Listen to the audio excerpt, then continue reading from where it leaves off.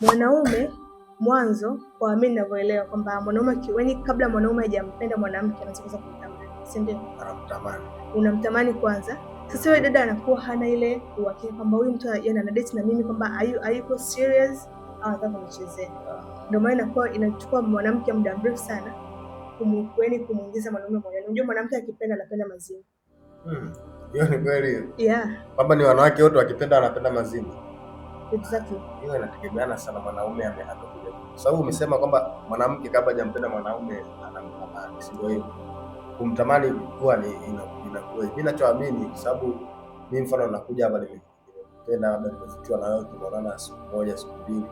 Kile kitendo cha kuja kuapproach ni 1% tosha kwamba nimekupenda, sikutamani. Sasa unaposema kwamba labda tunaanza kutamani, hapo nashindwa kuelewa.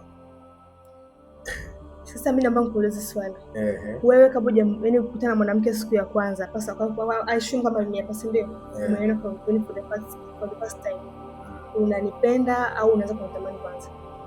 Yaani ile tu hapo kwanza tunasema Swahili wanasema macho hayana pazia, moyo ndo maamuzi.